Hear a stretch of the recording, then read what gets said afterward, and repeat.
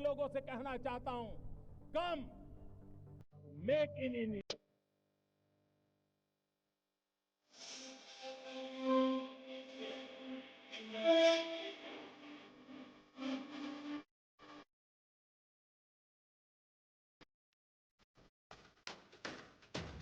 संसद के विशेष सत्र में महिला आरक्षण विधेयक पर बहस जारी है। जहां लोकसभा में गुरुवार को पीएम मोदी ने इसके लिए सभी सांसदों को धन्यवाद दिया, तो वहीं राजनाथ सिंह ने भी विपक्ष के सहयोग की तारीफ की।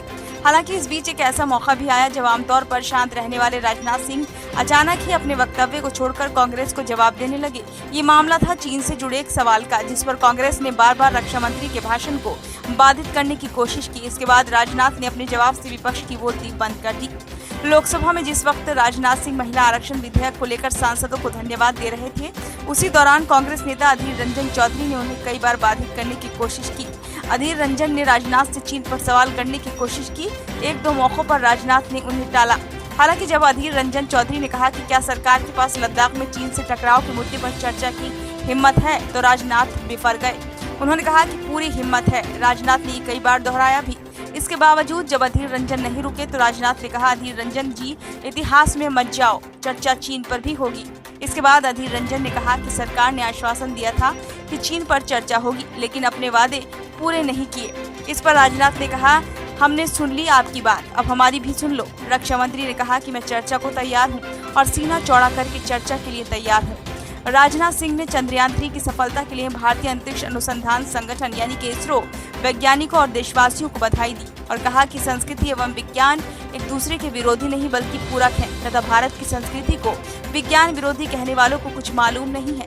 उन्होंने लोकसभा में चंद्रयान 3 की सफलता और अंतरिक्ष क्षेत्र में हमारे राष्ट्र की उपलब्धियों के बारे में चर्चा में हस्तक्षेप करते हुए ये भी कहा कि चंद्रयान 3 की सफलता उन सभी लोगों के लिए गर्व का विषय है जो अपने राष्ट्र और राष्ट्र की उपलब्धियों पर गर्व करते हैं।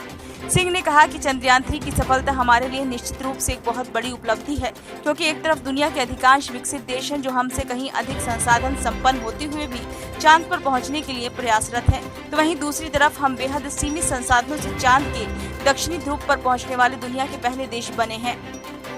रक्षा मंत्री ने वैज्ञानिक चेतना का उल्लेख करते हुए कहा कि जब मैं यहाँ वैज्ञानिक चेतना की बात कर रहा हूँ तो उससे मेरा मतलब केवल कुछ वैज्ञानिक उपकरणों के विकास कर लेने भर से नहीं है। वैज्ञानिक चेतना से मेरा आशय है कि वैज्ञानिकता और तार्किकता हमारी सोच में हो, वह हमारे बात में व्यवहार में हो और वह हमारे स्वभाव में हो। उनका कहना था कि संस्कृति के बगैर विज्ञान और विज्ञान के बगैर संस्कृति अधूरी है तथा दोनों को एक दूसरे का पूरक कहा जा सकता है, क्योंकि दोनों ही मनुष्यता के लिए जरूरी है। सिंह ने कहा कि संस्कृति के बगैर विज्ञान और विज्ञान के बगैर संस्कृति अधूरी है। संस्कृति और विज्ञान दोनों एक दूसरे से जुड़ने के बाद ही पूर्णता प्राप्त कर सकते हैं। उन्होंने कहा कि दोनों को एक दूसरे का पूरक कहा जा सकता है, क्योंकि दोनों ही मनुष्यता के लिए जरूरी हैं। उनके मुताबिक कभी कभी कुछ लोगों द्वारा ये भी कहा जाता है कि हमारी सांस्कृतिक विरासत और वैज्ञानिक चेतना में फर्क है। ये भी कहा जाता है कि वैज्ञानिक चेतना वाले तो वो हैं कि पीपल की पूजा कैसे कर सकते हैं, गाय की पूजा कैसे कर सकते हैं, मूर्ति पूजा कैसे कर सकते हैं। भारतीय जनता पार्टी के वरिष्ठ नेता ने इस बात पर जोर दिया, भारत में यदि कोई व्यक्ति ये कहता है कि हमारी संस्कृति विज्ञान की विरोधी है, तो मुझे लगता है कि उस व्यक्ति को ना तो हमारी संस्कृति का साफ पता है, ना ही विज्ञान का मालूम है।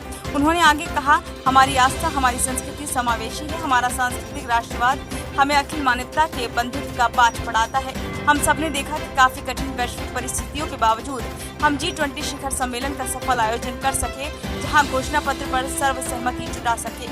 रक्षा मंत्री ने कहा कि चंद्रयान 3 की सफलता कोई अपवाद नहीं है। उन्होंने कहा कि यह सहस्त्राब्दियों से चली आ रही देश की सामाजिक, सांस्कृतिक और वैज्ञानिक धारा का सहज विकास है। उन्होंने कहा कि सफलता के सूत्र देश के अतीत में ही छिपे हैं। उन्होंने कहा, ऐसा अतीत जहां वैज्ञानिकता एक स्वभाव के रूप में विद्यमान थी, जहां विज्ञान और आस्था के बीच एक सामंजस्य था। हालांकि विदेशी आक्रांताओं के चलते कुछ समय के लिए थोड़ा पिछड़ापन आ गया था, पर हम एक बार फिर से हुंकार भरते हुए पहले से भी अधिक ताकत के साथ उठ खड़े हुए हैं और सूरज, चांद, तारे छूने के लिए तैयार हैं। उन्होंने सदन को ये भी बताया कि भारत द्वारा अब तक प्रक्षेपित किए गए 424 विदेशी उपग्रहों में से 389 प्रधानमंत्री नरेंद्र मोदी के नेतृत्व वाली सरकार के पिछले 9 वर्षों में प्रक्षेपित किए गए हैं। ब्यूरो रिपोर्ट, नई दिल्ली।